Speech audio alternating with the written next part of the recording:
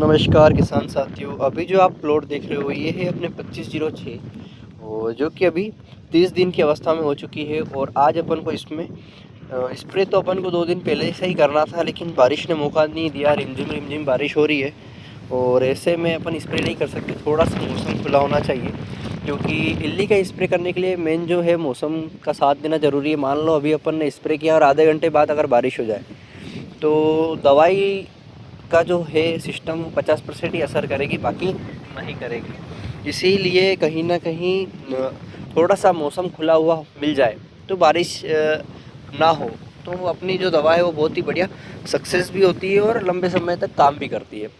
अब ऐसा तो है नहीं कि अपन बिल्कुल कंपनी वाली दवाई यूज़ कर रहे हैं। थोड़ी सी हल्की टेक्निकल कंपनी वाले, लेकिन टेक्निकल सेम रहती है लेकिन कंपनी थोड़ी सी चेंज होती है। अब ऐसे में अगर कंपनी वाली दवाई यूज़ करें तो उनका जो रेट है वो 1600 से लेकर 2500 रुपये लीटर तक के है।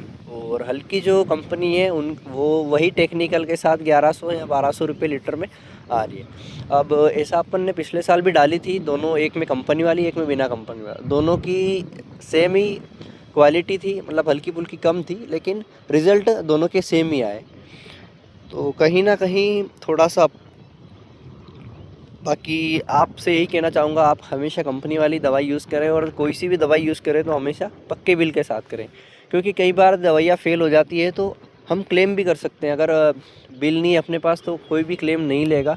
और इस बार भी मांगरोज साइड की जो दवाई आती है जो हल्की वाली होती है उसका उठाव बहुत ज़्यादा है। अपन ने तो कभी यूज़ नहीं करी है, लेकिन काफ़ी वीडियो देखते हैं कि वहाँ पर दवाइयाँ अच्छी मिलती है और कम रेट में मिलती है। बाकी किसान साथियों, अगर आप लाते हैं और यूज़ करते हैं तो कमेंट में ज़रूर बताएं कैसी क्या वहाँ की दवा है। ये अपनी 2506 है जो 2 बार अपन ने डोर दी है। इसमें खरपतवार नाशक दवाई का स्प्रे अपन ने बिल्कुल भी नहीं किया है। और अभी इसमें पाटले मिलने लगे हैं, मतलब ये 1 महीने में इसके पाटले मिल गए तो इसकी हाइट लगभग अपने घुटने से ऊपर आराम से आ जाएगी और कोई दिक्कत नहीं आएगी। 2303 24 33 95 60 ब्लैक बोल्ट अर्ली वेराइटी में 5 से 6 दिन बाद फ्लोवरिंग स्टेज चालू हो जाएगी, जो कि 7 से 8 दिन तक रहेगी और उसके बाद कर बनने शुरू हो जाएंगे। तो वहाँ पर अभी R2 स्टेज में सोयाबीन आने लगी है। जैसे ही R3 स्टेज में सोयाबीन आएगी, जब लास्ट जो नीचे वाला फूल होता है वो कर बनने लगेगा, तो वहाँ पर अपन प्रयाक्सर या अच्छे फंगिसाइड का स्प्रे कर देंगे। जिससे होगा क्या कि आखिरी में जो सोयाबीन में पत्ते रहते हैं, हरापन रहता है, कई बार सोयाबीन पक जाती है, दाने सूख जाते हैं, फली सूख जाती है, लेकिन पत्ते गीले रह जाते हैं, तो वो वाली समस्या देखने को नहीं मिलेगी। क्योंकि अर्ली वैरायटी में R3 स्टेज पे स्प्रे कर देना चाहिए, लेट वैरायटी में भी कर देना चाहिए। तो अगर टाइम से देखें तो 45 से 50 दिन के बीच में अगर अर्ली वैरायटी में स्प्रे कर दें और 50 से 57 दिन की अवस्था के बीच में अगर लेट वैरायटी में अगर स्प्रे अपन कर दें प्रयाक्सर का या किसी भी अच्छे फंगीसाइड के, तो कहीं ना कहीं उसका रिज़ल्ट अपन को बेस्ट मिल ही जाएगा। ऊपर से अभी जो फर्स्ट डोज़ है यहाँ पर रिंग कटर और सेमी लूपर, ये और दूसरी जो इल्लियाँ होती है उनका प्रकोप ज़्यादा होता है और उनको क्योर करना हमारे लिए ज़्यादा ज़रूरी है। रिंग कटर सबसे ज़्यादा खतरनाक है, जिसे हम गार्डल विडल भी कहते हैं। अगर उसका व्यवस्थित तरीके से उपचार कर दिया, व्यवस्थित अच्छी दवाई डालकर उसे कंट्रोल कर दिया, तो फिर आपकी सोयाबीन में कोई ज़्यादा नुकसान नहीं है। तो अपन भी थोड़ी सी दवाई थोड़ी सी तेज़ करके डालेंगे ताकि हल्का फुल्का रिज़ल्ट भी ज़्यादा मिले और लंबे समय तक मियाद बनाए रखे। वैसे तो कोई सी भी दवाई ले लो आप, 15 से 18 दिन से आगे कोई भी उसका वैलिडिटी नहीं है, क्योंकि मौसम अनुकूल नहीं होता। कई बार ज़्यादा टेम्परेचर होता है, कई बार पानी ज़्यादा हो जाता है, कई बार रिमझिम बारिश शुरू हो जाती है। तो ऐसे में क्रिटिकल कंडीशन में क्या होता है, दवाई अपना पूरा रिज़ल्ट नहीं दे पाती। तो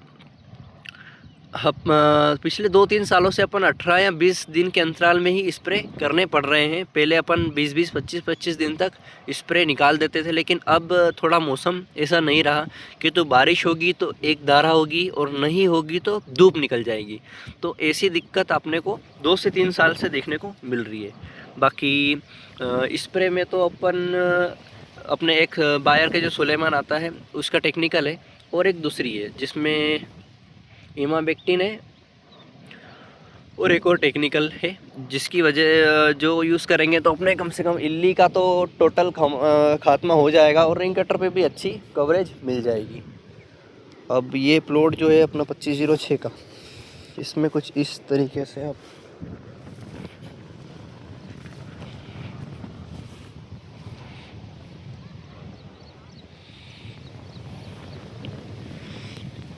प्लॉट अभी बढ़िया कंडीशन में, हवा भी चल रही है, बारिश भी हुई थी हल्की फुल्की, लेकिन जो अभी तक खेत में जो खेत की प्यास बुझा दे ऐसी बारिश नहीं हुई है, क्योंकि ज़मीन अंदर से सूखी पड़ी है, ऊपर ऊपर से सिर्फ परतें गीली हैं। जड़ तक पानी चला गया है, लेकिन इतनी बारिश अच्छी नहीं हुई है, संतुष्टि मिल जाए अपन को और सोयाबीन को। लेकिन हल्की हल्की सोयाबीन में चाल और कलर का भी डिफरेंस देखने को मिला है, थोड़ी सी चाल भी बढ़ गई है और हरापन भी बढ़ गया है। अगर बारिश अभी तक नहीं होती तो ये सोयाबीन कब की लटक गई होती।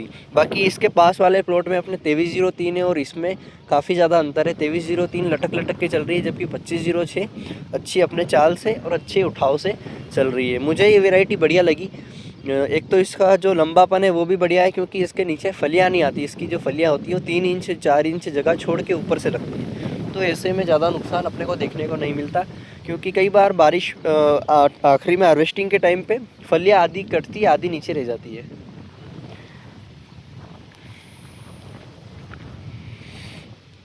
बाकी पौधे का फुटाव अगर देखें तो अपनी सोयाबीन तो थोड़ी संघनी ज़्यादा है, मतलब बीज रेट सीड रेट थोड़ा ज़्यादा है।